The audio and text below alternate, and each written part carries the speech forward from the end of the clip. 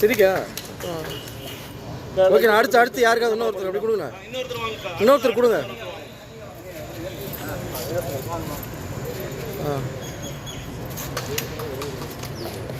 Okay அப்படியே கொடுத்து வாங்க.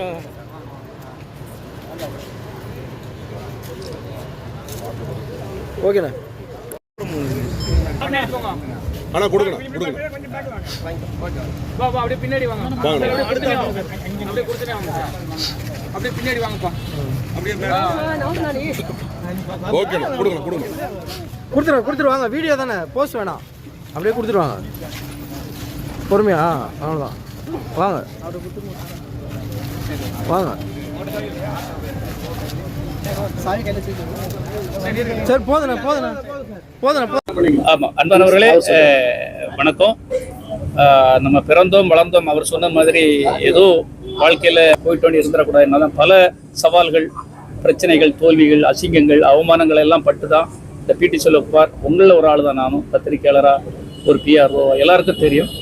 இப்போ என்ன, நானும் ஒரு சாதாரண ஒரு விஷயங்கள் எல்லாருக்கும் ஏற்றத்தாழ்வு வரும்போது நான் முடங்கி விடவில்லை.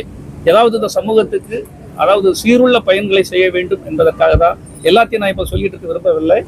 உங்களுக்கே தெரியும், கொரோனா காலகட்டத்தில் அந்த வருடம் முழுக்க ஒர்க் பண்ணி அந்த வருடம் முழுக்க அந்த மக்களுக்காக உதவி செய்ததுக்காக நமக்கு மனிதநேய செம்மல் விருது அப்போ எடப்பாடி அவர்களுடைய ஆட்சி சமயத்தில் பண்ணாங்க.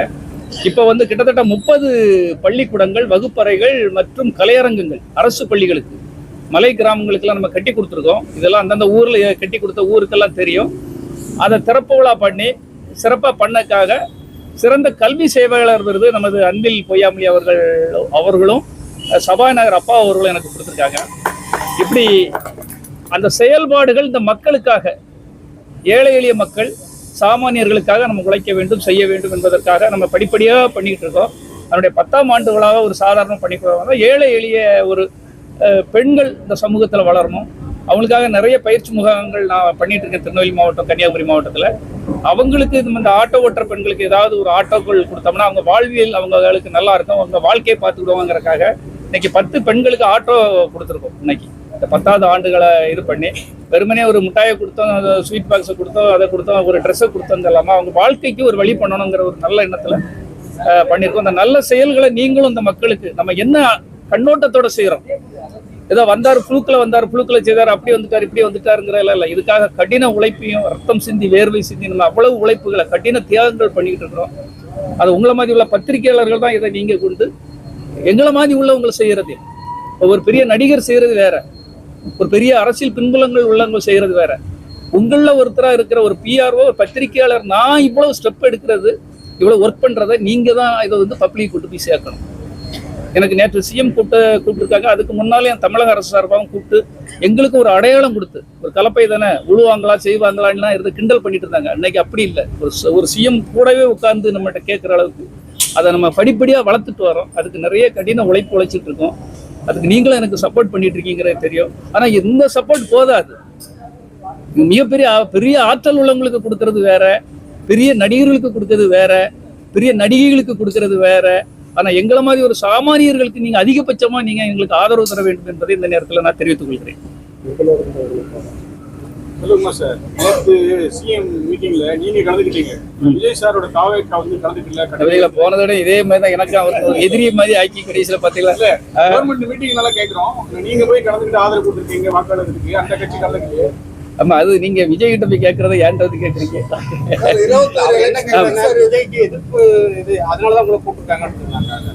பாருங்க, இது அதான் போன தடவை பிரஸ் மீட்டே மாற்றி கொடுத்தீங்க. இப்ப எனக்கு அவருக்கு எந்த பிரச்சனையும் கிடையாது. நான் விஜய் வளர்ச்சிக்காக உழைத்தவர். பாருங்க, ஒருத்தன் சம்பந்தம் இல்லாம பேசுவான் விஜய்க்கு எதிராக. இன்னைக்கு எவனா ஒருத்தன் ஒட்டுண்ணிகள் மாதிரி திடீர்னு சேர்ந்துட்டு அவருக்கு ஏதோ பெரிய தியாகத்தை செய்யற மாதிரி செய்வான்.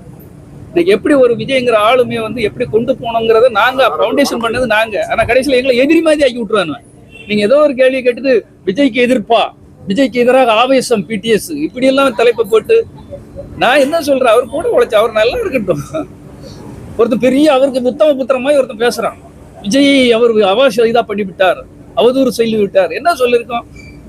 நல்ல பண்பாளர்களை கூடல வைங்க, பக்குவம் உள்ளவர்களை வைங்க, நல்ல திறமசாலிகளை கூடல வைங்க, உண்மையானவங்களை கூடல வைங்க. நீங்க வளர வளர எங்களுக்கு சந்தோஷம் தானே. 27 வருடம் அவர் கூட உழைச்சிருக்கேன். அவர் நல்லா இருந்தா எனக்கு சந்தோஷம் தானே மீனாட்சி. எனக்கு என்ன பொறாமையா? யாரோ ஒருத்தர் சிஎம், அவருக்கு விஜய் வந்தா எனக்கு நல்லது தானே. அதுல எனக்கு என்ன பிரச்சனை? அதை பாருங்க, அதை திருச்சி எழுதாம. ஏன்னா நம்ம வந்து ஒரு பக்குவப்பட்டவன் நாமெல்லாம். நான் உங்களை மாதிரி தானே எழுதிட்டு வந்து 27-30 வருஷமா பத்திரிகையாளர் இருந்து எழுதி, அதுக்கப்புறம் பிஆர் ஆகி, அப்புறம் ப்ரொடியூசர் ஆகி, டைரக்டர் எல்லாம் அதுக்கப்புறம் தானே. பரிணாம வளர்ச்சி தானே. கலப்பைன்னு ஒரு மக்கள் அவங்கள கிண்டல் பண்ணாங்க. கலப்பையாம முழுக்கு கொண்டு போறாரு, அவருக்கு வேலை இல்லைன்னாங்க. இன்னைக்கு பாருங்க, ஒரு அரசு கூப்பிடுற அளவுக்கு படிப்படியாக ஒரே நாள் ஃப்ளூக்கில் வர முடியாது. அண்ணாமலையில வர ரஜினி வேற, வெற்றி நிச்சயம் உடனே அப்படி பெரிய உலக கோடீஸ்வரன் ஆயிடுவார். சூரிய வம்சத்துல ஒரே பாட்டுல பெரிய ஆளாயிருவார். யாரு? சரத். அது மாதிரி நம்ம ஆக முடியுமா? இந்த உலக மக்களுக்கு இந்த சினிமா வேற, நிஜம் வேறங்கிறத நான் சொல்லி கொடுத்துட்டு இருக்கேன். அதே தான் கேட்கிறோம். நீங்க வந்து போய் கலந்துக்கிட்டீங்க மீட்டிங்ல, சொன்னீங்க. அதே மாதிரி அரசு அவங்க தரப்புல கேட்கும்போது அவங்க இருந்து யாருமே கலந்துக்கலையே. ஒரு மக்களால் தேர்ந்தெடுக்கப்பட்ட முதல்வர் தானே கூப்பிட்டாரு, ஒரு அரசியல் கட்சி போக வேண்டாமா? அது திரும்ப யார்கிட்டயே கொண்டு கேட்கிறேன்? விஜய் கிட்ட கேட்கக்கூடிய கேள்வியே இல்ல. விஜய் வந்து ஒரு கருத்து சொல்லியிருக்காரு, நல்ல கருத்து தான். அதாவது அவர் என்ன சொல்லியிருக்காருன்னா, இந்த அவசர கோலத்துல எதுக்கு இது எஸ்ஐஆர் எதுக்குன்னு தான் கேட்டிருக்காரு. அவரை பாயிண்ட கேட்டீங்களா உங்களுக்கு புரியும். எஸ்ஐஆர் அவசியம் இல்லை. இன்னைக்கு என்னன்னா சார், நல்ல பாயிண்ட புரிஞ்சுக்கிடணும். இந்த 3 மாசம் 4 மாசம் இருக்குது தேர்தலுக்கு. இன்னைக்கு வந்து சாதாரண சாமானியர்கள், மலைவாழ் மக்கள், தினக்கூலிகள், கஷ்டப்படுறவங்க, வேலை பார்க்குறவங்க, அவங்க கிட்ட வந்து நீ பல புள்ளி விவரங்களை கேட்குறீங்க. நீங்க ஆதார் கார்டை ஏத்துக்க மாட்டேங்கிறீங்க, ரேஷன் கார்டை ஏத்துக்கிட மாட்டேங்கிறீங்க, 80க்கு முன்னால உள்ள பர்த்டே கேட்குறீங்க, பர்த் சர்டிஃபிகேட் கேட்க. அப்பெல்லாம் எனக்கே பர்த் சர்டிஃபிகேட் கிடையாது. யாருக்கா இருக்கும்? 50-60 வருஷத்துக்கு முன்னாடி யாருக்கா இருக்கும்? நீ கேளுங்க. யாருக்கும் கிடையாது. ஜாதகத்தை வச்சு அன்னைக்கு இருந்தது ஓட்டு உரிமை கொடுக்க தானே செய்றீங்க. அரசு கொடுத்தாங்க, அரசு கொடுத்துருக்காங்க ஓட்டு உரிமை. அதுக்கப்புறம் இன்னைக்கு நீங்க புதுசா அப்பம் பண்ணதெல்லாம் தப்பா? அப்ப இருந்த அதிகாரிகள் செய்தது தப்பா? அப்ப இந்த மக்கள் மேல நீங்க சந்தேகப்படுறீங்களா? நீங்க யாரோ ஒருத்தர் தப்பு பண்ண அவங்கள போய் பண்ணுங்க. மொத்த மக்களுக்கும் தண்டனை தராதீங்க. ஆமா, அவங்க வந்து நம்மளுடைய குடியுரிமை மேல சந்தேகப்படுறாங்க. இப்ப நம்ம வாழ்ந்துட்டு இருக்க நம்ம ரேஷன் கார்டு மேல, நம்ம ஆதார் கார்டு மேல சந்தேகப்படுற மாதிரி தானே. ஆதார் கார்டு போதும், நீங்க இந்தியா உலகத்துக்கே இந்தியாங்கிற அடையாளம் அதுதான் அப்படின்னு சொல்றாங்க. நீங்க அதை மீறி திரும்ப நமக்கு தண்டனை தரக்கூடாது சார் அரசாங்கம். நமக்கு எதை எடுத்தாலும் சரி, சாமானிய மக்களுக்கு எளிமைப்படுத்த வேண்டும். திரும்ப கடினப்படுத்தாங்க. நீங்க இவ்வளவு அதிகாரிகள், இவ்வளவு வேலை, இவ்வளவு வருமானத்தெல்லாம் வச்சுட்டு மக்களை கொடுமைப்படுத்தாதீங்க, கஷ்டப்படுத்தாதீங்க, எளிமைப்படுத்துங்க சார். எங்களுடைய பாயிண்டை எளிமைப்படுத்துங்க. அதிகாரம் இருக்குன்னு நாங்க எல்லாத்தையும் அப்படி பண்ணிடுறோம், இப்படி பண்ணி மிரட்டுறதுக்கு. அது பிரிட்டிஷ்காரன் காலத்துக்குள்ள கூட இப்படி பண்ணல. அதை நம்ம கண்டிப்பா கலப்பை மக்களுக்கு அதனாலதான் அதை எதிர்க்குது. டிவிக்கோட சேர்த்து மக்கள் சொல்லுங்க. என்ன புரியல? சேர்ந்து டிவி கேட்கல. நானா கூட்டணி கேட்க நம்மள எங்க ஒரு மனுஷனாவே நினைக்கிற மாதிரி கூட்டணி கூட அதை இப்ப திரும்ப நீ கேள்வி கேட்டு என்ன கடைசியில பார்த்தா அதுக்கு ஆப்போசிட் அவ்வளவு தலைப்பும் போனதோடய ஒன்னாலதான் அவ்வளவு தலைப்பா வந்தது. இல்ல, அதாவது சினிமாவில வந்து நம்ம அவருக்காக உழைச்சாச்சு. அவர்கிட்ட வந்து நம்ம ஒரு பயணப்பட்டு இருக்கோம். நான் தான் சொல்லேன், கடின உழைப்புலயும் மிக கஷ்டப்பட்டு போராடி தான் இதெல்லாம் பண்ணிக்கிட்டு இருக்கோம். சும்மா பண்ண முடியாது சார். அப்ப இந்த போராட்டத்துக்கு நீங்க எல்லாம் கொஞ்சம் என்ன விஜய்க்கு எனக்கு எப்ப பார்த்தாலும் எதிரி மாதிரி அந்த கேள்வியை கேட்டீங்க. நீங்க தான் முடிவு பண்றீங்க. நாங்க வந்து சேவையில தான் கேட்டோம். நம்ம கேள்வி முடிவு பண்றீங்க. எதிரியா நண்பரா? நான் என்ன சொல்றேன்னா அந்த டாபிக்கே போன்றேன்னு தானே சொல்றேன். இப்ப விஜய் சார் கிட்ட உள்ள கேள்வி நீங்க அவர்கிட்ட போய் கேளுங்க சார். மக்கள் உங்களோட கலப்பு இயக்கம் போய் சேருமா? மக்களோட சேர்ந்து பணியாற்றுவீங்களா? கண்டிப்பாக காலங்கள் நமக்கு தீர்மானித்தால் நம்மள ஒரு மதிச்சு நம்மளுடைய உழைப்பையும் மதித்து யார் கூப்பிட்டாலும் சரி, நிச்சயமாக மக்களுக்காக உழைக்க வேண்டும் என்ற எனக்கு ஆர்வம் இருக்கிறது.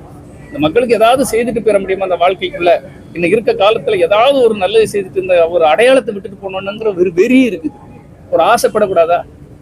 நான் ஒரு சாமானியன் ஆசைப்படுறேன், ஏதாவது பண்ணிட முடியுமா அப்படின்ட்டு. இன்னைக்கு ஒரு பொம்பளை எழுதியிருக்கு ஒரு கட்டுரையில, தினமணியில, அங்க நாகர்கோயில்ல அதாவது தமிழ்நாட்டுல வந்து குமரி மாவட்டத்துல பார்த்தேன், தமிழ்நாடு முழுக்க பார்த்தேன், இந்தியா முழுக்க ஒருத்தர் நான் இப்படி ஒரு இத்தனை கட்டடங்கள் கட்டி கொடுத்துருக்காங்கன்னா யாரும் இல்லை, பிடி சுரத்குமார் மட்டும்தான் அதை பண்ணியிருக்காரு, நான் எல்லா கூகுளையும் செக் பண்ணி தான் எழுதுறேன் அப்படின்னு ஒரு பத்திரிகையில போடுறாங்க. அந்த அளவுக்கு நான் கடினமா அதை அணுவா பார்த்து செய்துட்டு இருக்கேன். நீங்க என்னுடைய உழைப்பை பார்த்து அந்த உழைப்பை கொண்டு சேர்க்கறதுக்கு எனக்கு ஹெல்ப் பண்ணுங்க. நான் எந்த தவறுகளும் பண்ண மாட்டேன், தப்பும் பண்ண மாட்டேன், தப்பு பண்ணாலும் அவங்க கூட சேர மாட்டேன். அந்த காலத்துல இருந்து என் கூட தெரியும், பழனிக்குமார் முதல் எல்லாரும் என்ன பார்த்துட்டு தான் இருக்கிறாங்க. சும்மா அவ்வளவு ஈஸியாட்லாம் எல்லாரையும் விட்டுற மாட்டாங்க. அதனால நல்லவங்க என்ன கூப்பிடும்போது இப்போ எதுக்காக அதை நான் விளக்க சொன்னோம்னா, இப்போ நம்ம ஊர்ல ஓட்டு உள்ளவங்க எல்லாம் வெளியூர்ல பீகார்ல வேலை பார்ப்பாங்க, குஜராத்ல, யூபியில, டெல்லியில எல்லா இடத்துலயும் வேலை பார்ப்பாங்க. நீ அதை கொண்டு வா, இதை கொண்டு வா, அந்த சர்டிபிகேட்டை கொண்டு வாங்கன்னா அவங்க வரமாட்டாங்க. அவனே தினக்கூலி, ஒரு ட்ரெயின் டிக்கெட் போட முடியாது. அப்ப கிட்டத்தட்ட அங்க 65 லட்சம் ஓட்டு போன மாதிரி இங்க 1 கோடி ஓட்டு போயிடும். 4 மாசம் தான் இருக்கு. அப்ப இவ்வளவு பதட்டம், இவ்வளவு ஒரு அவசரம், இவ்வளவு ஒரு சிக்கல்கள் எதுக்கு அப்படிங்கிறதா? சார், இந்திக்காரங்க இல்லாம இப்பெல்லாம் ஒரு வேலை பார்க்க முடியாது. ஹோட்டல் ஆகட்டும், முடிவெட்ட கடையாகட்டும், விவசாயம் ஆகட்டும், கட்டடம் ஆகட்டும், அவங்களும் கிட்டத்தட்ட நம்மளோட ஒன்னாயிட்டாங்க. அவங்க இல்லாம இல்லவே இல்லை. ஆமா, அவங்களுக்கு ஏன் தமிழ்நாட்டுல ஓட்டு கொடுக்க கூடாது? இல்ல, அது ஓட்டு கொடுக்க கூடாதுங்கிறத நம்ம சொல்லல சார். அவங்கவுங்க நாட்டுல அவங்கவுங்க தலைவர்கள் அவங்க தேர்வு பண்ணதான் பொதுவா எல்லாரும் சொல்றாங்க. அவங்க நாட்டுல அவங்க தலைவர்கள் அவங்க தேர்வு எடுக்கட்டும். இங்க அவங்க வேலை பார்க்கறக்கோ இதுக்கோ யாரும் எந்த இடைஞ்சலும் பண்ண இந்தியர்கள் தானே, இந்தியர்கள் தான். மெஜாரிட்டி கட்சிகள் அதுக்கு ஓகேன்னா நமக்கு ஒன்றும் பிரச்சனை இல்லை. மெஜாரிட்டி கட்சிகள் அதுக்கு ஆதரவு சார். அது எல்லா கட்சிகளும் என்ன கருத்து சொல்லணும்ல, எல்லா தலைவர்களும் அது என்னுடைய கருத்தா இல்ல. என்னுடைய கருத்து வந்து இதுல அவங்களுக்கு ஓட்டுரிமை ஓட்டுரிமை இப்ப இருக்குது, தமிழ்நாட்டுல இருக்குது. இப்போ நீங்க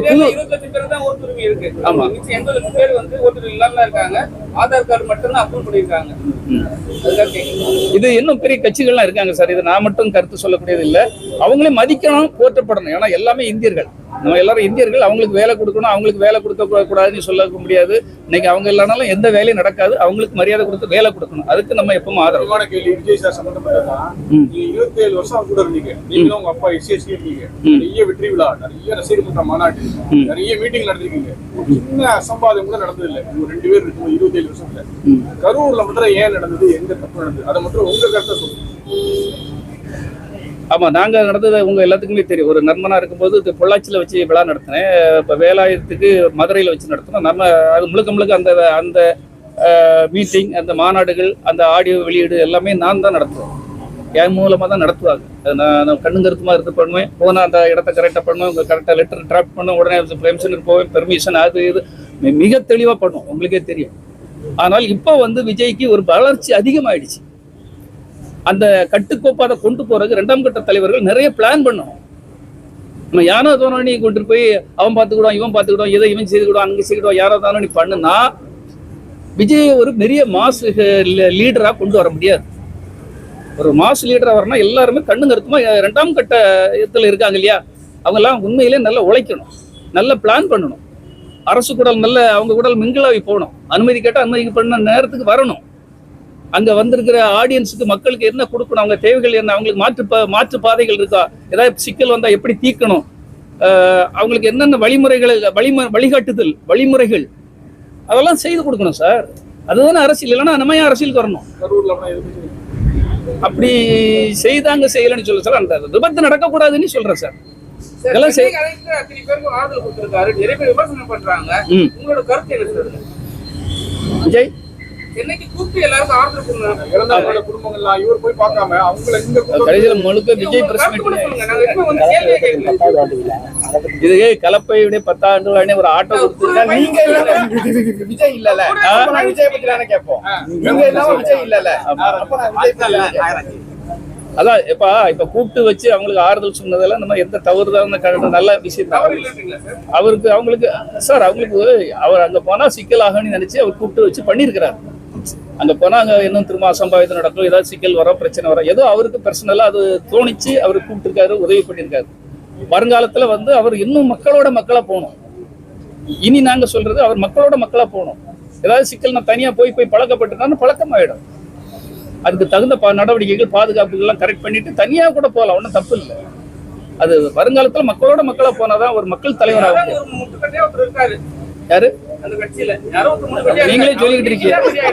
அப்ப அவரே எல்லாம் சொல்லிட்டு இருக்கு. மோகனே யாரோ முட்டுக்கட்டை போடுறாங்கன்னே அவரே பதில் சொல்லிட்டு. சார் நீங்க இப்போ ஆளுங்கட்சி கூட கொஞ்சம் நல்ல ஆதரவா இருக்கீங்க. ஆமா. இந்த கூட்டத்துக்குலாம் போறீங்க.